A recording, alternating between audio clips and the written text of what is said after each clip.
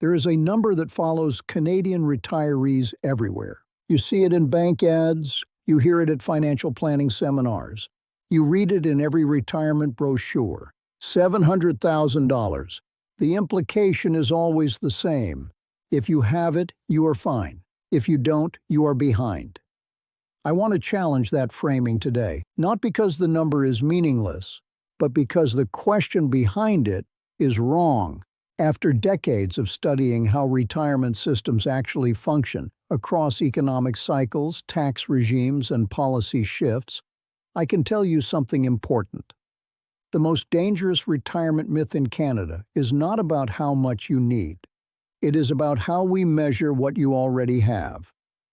Let me explain what I mean.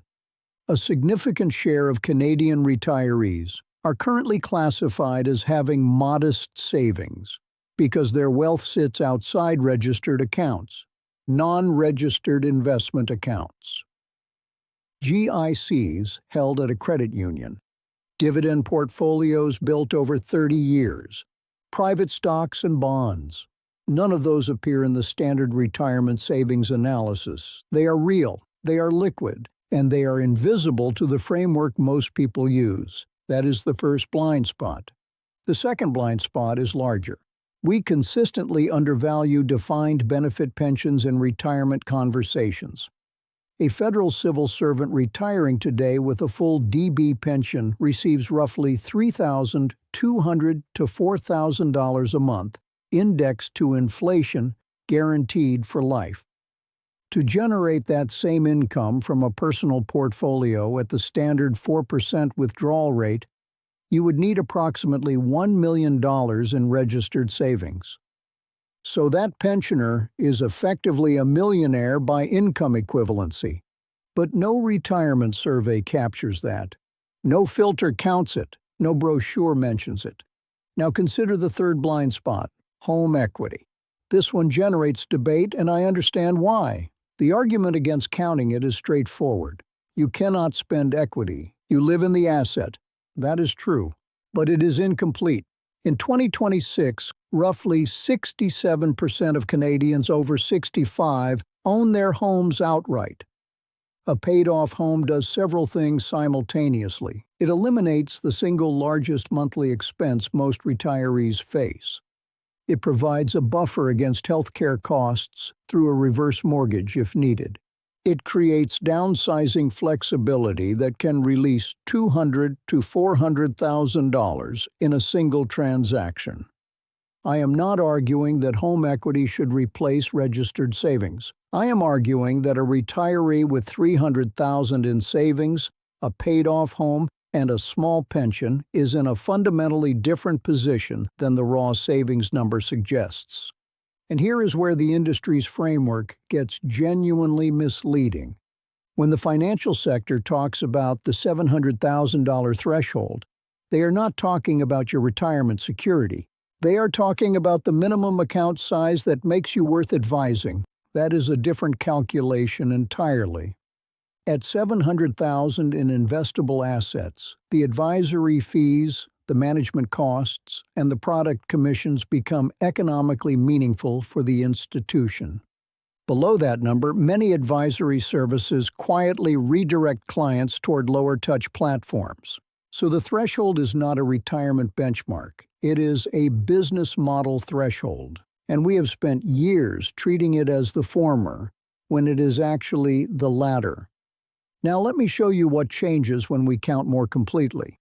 If you include non-registered investment accounts, which Statistics Canada estimates add meaningful wealth to roughly a third of senior households, the population of financially comfortable retirees expands. If you include the income equivalent value of defined benefit pensions, which cover roughly 35% of Canadian retirees in some form, the picture expands further.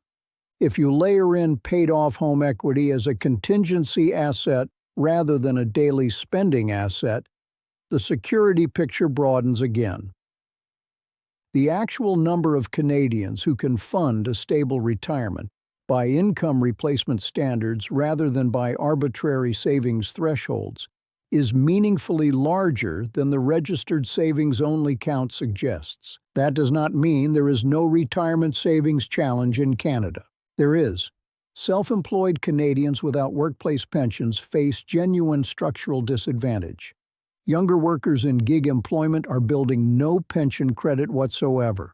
The gap between public sector retirement security and private sector retirement security is widening every year.